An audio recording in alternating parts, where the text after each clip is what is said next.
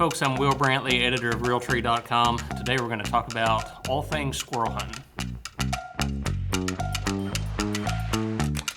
So squirrel hunting is one of those things that, I don't know, I kind of feel like it's getting a little bit of a resurgence in popularity. I grew up in western Kentucky, and started squirrel hunting when I was 5 or 6 years old. I think I killed my first one when I was 7 years old with an open-sighted .22 rifle. And when I was a kid, everybody squirrel hunted. There were definitely decent populations of whitetails and turkeys back then, but not too many years before that. When my dad was younger and his hunting buddies were younger, small game was kind of the only option in town. People did a lot of rabbit hunting, a lot of quail hunting, and certainly a lot of squirrel hunting. And I think it's one of the it's one of the best ways to build a foundation of hunting skills that'll really serve you, no matter what else you're out there trying to hunt. I mean, it teaches you, how to slip around quietly in the woods. It teaches you, if you're hunting with a rifle, which is what I prefer to do, and what we're going to kind of focus on today, teaches you, field marksmanship, how to, get makeshift rests and things. It teaches you, tree identification and where to find certain types of mass trees and how to know when certain mass trees are dropping their nuts at a certain time of year, and how the critters respond to that in turn. And not only do you get to see a lot of activity from the squirrels, you also get to see how whitetails respond to that, how turkeys respond to that, and just teach you a lot about what's going on out there in the woods. And my own son, I got him into squirrel hunting. He started going with me, when he was like 2. He had on, diapers under his overalls, and I'd scoop him up under an arm and carry him along. And, and it's one of the easiest ways, I think, to introduce a kid to the woods, because on the one hand, it's, it's easy in that there's a lot of critters around. It's pretty low pressure. There's a lot of opportunity. If you spook a squirrel, you can usually go find another one pretty quickly. But on the other hand, it's not easy. It's not a give me. It's not like sitting a kid out there on a dove field and just shooting. That's definitely a lot of fun. But a kid actually, I think, comes away from a squirrel hunt having learned some things. One of the interesting things that I've seen kind of later in life, and having been a lifelong squirrel hunter, is I actually guide a few squirrel hunts in the fall every year. Again, they're in Kentucky, and a lot of the folks that I take are other outdoor writers and folks in the hunting industry. And a lot of these folks have, they've hunted big game and waterfowl and stuff extensively, a lot of times all their lives, and hunted in a lot of different states and other countries and things. But a lot of them don't have that squirrel hunting background. They grew up in areas without tree squirrels, or whatever the reason. They started with deer. And almost universally, people come away from that saying that's a lot more fun than I thought it was going to be, and also a lot more difficult than I thought it was going to be. And so we're going to kind of get into some of the granular details here of the way that that I grew up squirrel hunting, the way that I really enjoy squirrel hunting now. It's right up there. I mean, I love to turkey hunt. I love to bow hunt whitetails, love to waterfowl hunt. But squirrel hunting in the early fall with a really accurate rimfire rifle is definitely one of my favorite things, partly for the simplicity of it and partly for the challenge of it. And then also, squirrels are really good to eat. The gray squirrel, just as a fun side fact, is the state animal of Kentucky, and so it's kind of fitting that I'm going to kind of use Kentucky as my reference when giving out these tips here. As I'm getting into some of this stuff, keep in mind, depending on where you live, some of the tree species, some of the timing for some of the stuff that I'm going to talk about, it might be a little bit different, but more or less, the overall strategy is going to be about the same. And so, talking about the time of year here, and the phase of the squirrel season that I enjoy the most.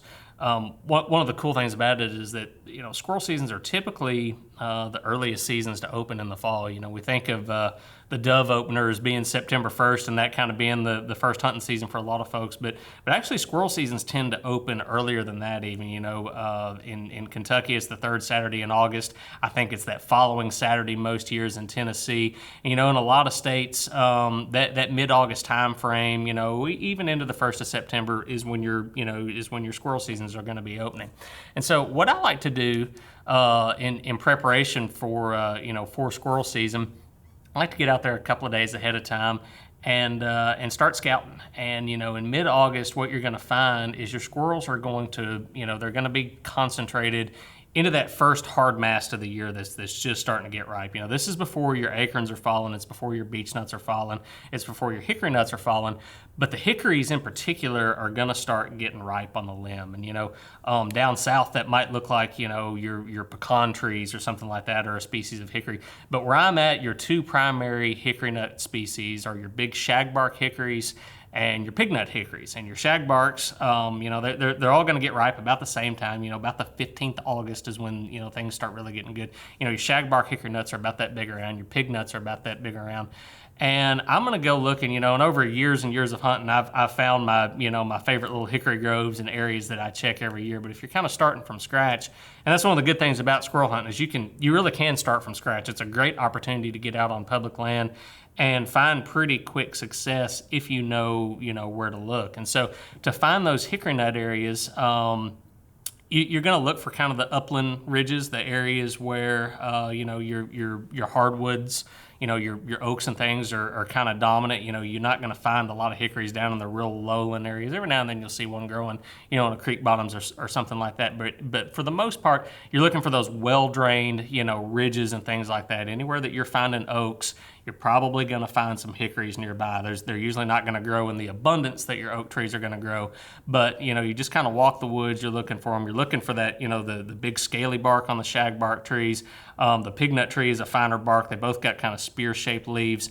And you're going to walk until you find those trees, and then once you find those trees, or if you already know where a bunch of the trees are, you're going to start checking around the bottoms of each tree. And what you're looking for is the green nuts that have fallen out of the tree. And in August, if those nuts are on the ground, it's probably because a squirrel has dropped them out of the tree. And what the squirrels are going to do, they're going to start testing those trees in mid-August and start trying to see which ones are starting to get a little bit ripe. And you'll see some nuts, you might pick them up, and they'll have a little scraping on them where they've tasted them. Maybe they're probably still a little bit bitter.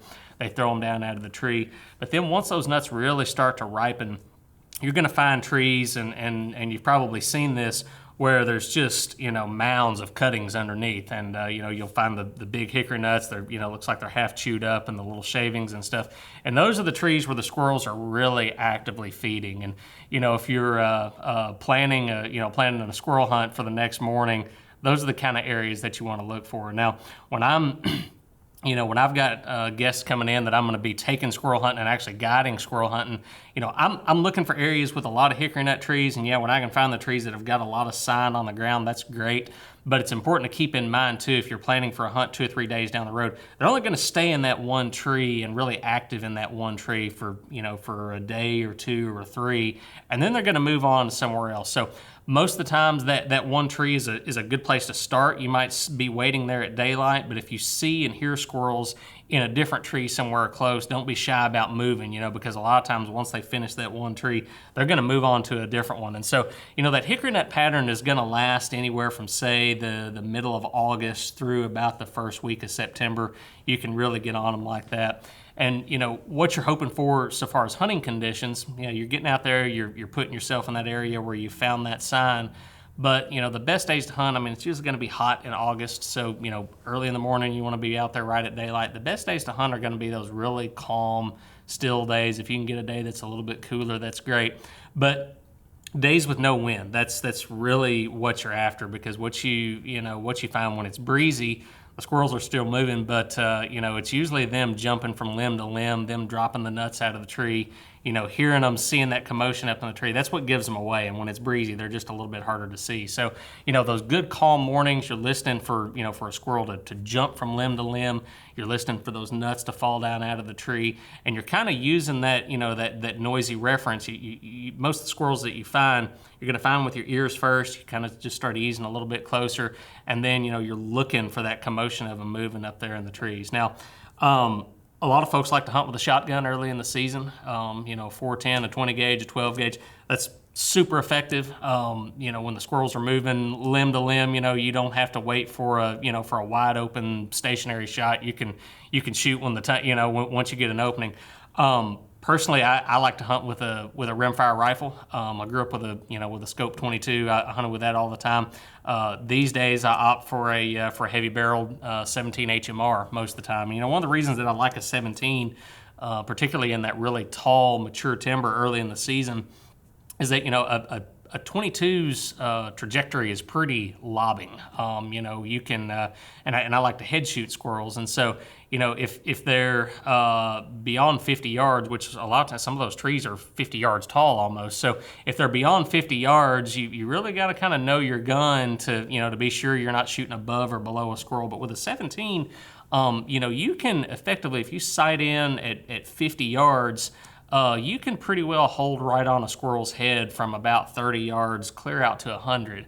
And what I find with my gun is that inside 30 yards, just the gap between your scope and your bore will actually cause you to shoot a little bit low. And so inside 30 yards, you actually got to aim right at the top of a squirrel's head rather than right in the middle of it, to make up for that. But that good flat shooting gun, it gives you a lot of flexibility. And when you see a squirrel from a distance, a lot of times you can just set up for the shot and not be constantly trying to move closer. And so, a 17, obviously, with the wrong bullets, you can destroy a lot of meat with that. Again, I like to shoot them in the head. That's one reason.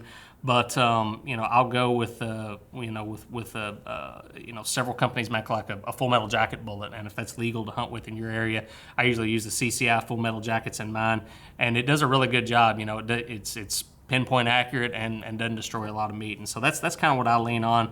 Usually a 4x12 scope. If you can get something with a side focus, it does a pretty good job in really bringing into focus that squirrel's head and getting set up for a good shot. But when you start out again, you're hearing those squirrels, you're hearing the nuts fall out of the tree, you're hearing the leaves shake, you're moving into shooting position. You finally get into a spot where you can see them moving in the tree, and that's when you kind of want to stop and just sort of take stock of kind of what's happening in that hickory nut tree. And some of those good trees might have 5, 6, 7 squirrels in it at once, and if you'll sit there and watch, you'll see that different squirrels will kind of stake out different parts of the tree. You might have one squirrel that, he may move to a different part of the tree to get a hickory nut, but he's always going to go back to this one limb, and this other squirrel is always going to go back to this limb.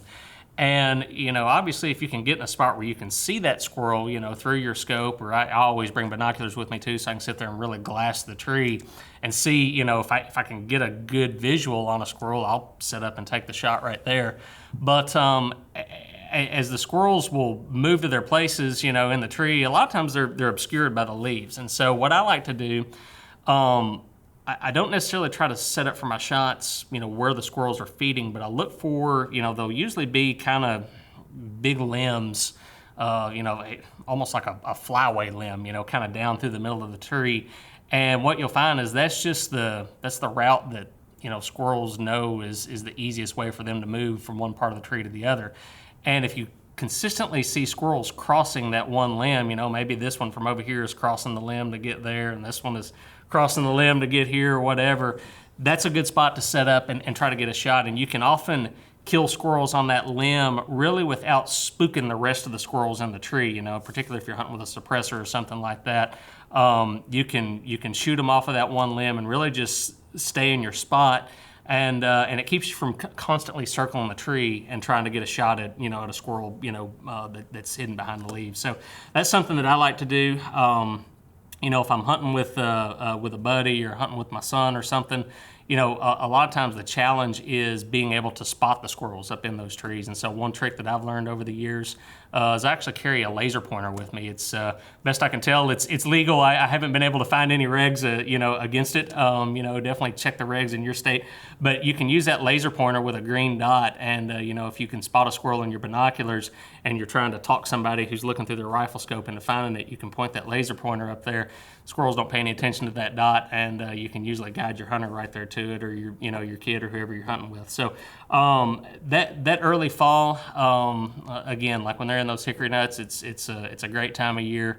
You can find those really productive trees, and a lot of times kill a whole limit out of one good tree. And if you just kill 1 or 2 squirrels, you can move on down the ridge and sometimes find another tree that's got a lot more squirrels in it. So as you get later into the season, those hickory nuts, a lot of times they'll start hitting the ground on their own. The squirrels are still going to be feeding on them, but there's going to be other mass crops that start getting ripe. Beech nuts are one of the ones that, we don't have a lot of beech nut trees in my neck of the woods. Farther up in the northeast, beech nuts are a really major mass tree. Late September, squirrels really get into the beech nut trees, and it's a lot of fun to hunt them then. Again, just like a hickory nut tree, there can be big numbers of squirrels that get in a beech nut tree, but the good thing is beech nuts have really small leaves, they've got really big limbs, and it's a lot easier to see squirrels cutting down a beech nut tree than it is in a hickory nut tree. So again, you can set up with a rifle and have some pretty good shooting opportunities.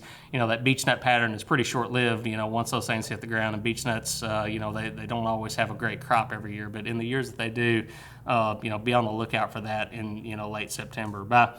By early October, the middle of October, if you have any kind of an acorn crop at all, that's when your white oaks are going to start falling. Your whitetail hunters, it's obviously something that's going to affect deer hunters, but it will definitely affect your squirrel hunters too. Squirrels, they're going to flock to acorns just like whitetails do, just like turkeys do. And, once those acorns start falling on their own naturally, squirrels will cut on them when they're up there in the trees. But that's really when you're going to see that mass exodus of squirrels coming down out of the canopy and starting to feed on the ground, and if you've sat in a deer stand in, mid-October up through Halloween, you've no doubt heard, gray squirrels on the ground and seen them running around, and they make all kinds of racket, and what brings them to the ground is all those acorns falling. And what they're starting to do, they're feeding on them then, and then they're also starting to cache them for the wintertime. And, that's the time of year when, again, like I prefer to hunt with a rifle, but instead of going through the woods and looking up in the air, you're actually looking on the ground quite a bit. And I actually, whereas I move around a little bit more in the early season, by that time of year, once the leaves start falling, once the squirrels are on the ground, I'll go to a good white oak ridge and I'll set up, and I might bring a set of shooting sticks, get myself a good rest. And you're just kind of sitting there and you're watching for squirrels. You're looking for them moving on the ground. You're listening for them. If the woods are dry, you can hear them from a long way. And, you can sit on a ridge for 15, 20 minutes. If you don't see a squirrel within that amount of time, it's probably time to get up and move, because they're, as any deer hunter knows, they're easy to see that time of year. And so, again, like that flat shooting 17, if you're in an area, obviously, where you've got safe backstops and it's safe to use that, that can really be advantageous when the squirrels are moving around on the ground, because when the leaves are dry, it can be kind of hard to sneak up on them, and they're moving all the time. And so sitting where you can see a long way, take those longer shots, can be a really productive way to hunt. As you get later into the fall, the squirrels are, they're still foraging around on the ground, and they're kind of getting to that point in the season where, they're eating about whatever they can find, and you're also getting kind of close to, to the squirrel rut, so to speak. Squirrels will, depending on the location, I mean, they can raise a litter any time of year, but for the most part, they breed twice a year, and one of the primary times that that hunters see it, that's when you see groups of squirrels chasing each other around the trees and stuff. That's going to be in your your late winter, December, January, things like that. And one of the ways that I really like to hunt that time of year, again, like just sitting up on a good ridge where you can see a long way with an accurate rifle, that's a good way to do it. But another good way is to kind of wait for for kind of a chilly afternoon after a good rain. It softens those leaves, and you can get those groups of squirrels that are kind of distracted and chasing each other. You can actually move pretty quickly and get pretty close to them. And that's when you can hunt them with things like a rimfire handgun. You can even bow hunt for them. I've used judo points and stuff like that, small game points. And, you can get within bow range of them pretty quickly. And really, all you've got to do is watch for those squirrels and look for them chasing each other. And when they get on a tree trunk, you'll see the groups of squirrels that'll chase each other around the base of a big tree trunk. Just wait till they run around the other side of the tree and use those soft leaves, and you can slip up 20 yards at a time while they're distracted. As soon as you see them, just stop and let them do their thing, and when they run around the back of the tree, just keep getting closer. And it's pretty amazing how close you can get to squirrels doing that. But again, like, you kind of need those damp afternoons when the leaves are soft and they can't hear you, and then when they're distracted by that by that breeding activity, it certainly helps in getting closer to them. But squirrel seasons, for the most part, I mean, they're going to run from August. It's all the way through February in my neck of the woods. Once the leaves really start falling and you get into the late winter, that's when a lot of guys like to squirrel hunt with dogs. I've done that. It's a lot of fun. It's not my thing because I don't really have the patience to train a dog, and I really like the still hunting part of it. But the point is, the takeaway is, you can be successful squirrel hunting all fall, and and really have a lot of fun doing it. Really learn a lot. And you know, it does teach you a lot about the woodsmanship, about shooting a rifle, and you know, it's just kind of one of those lost arts that thankfully seems to be getting a little newfound interest. And I could ramble on about it for days, but I think that'll about cover it for what we're talking about here. Hope you guys have a good fall and shoot a limit of squirrels or two.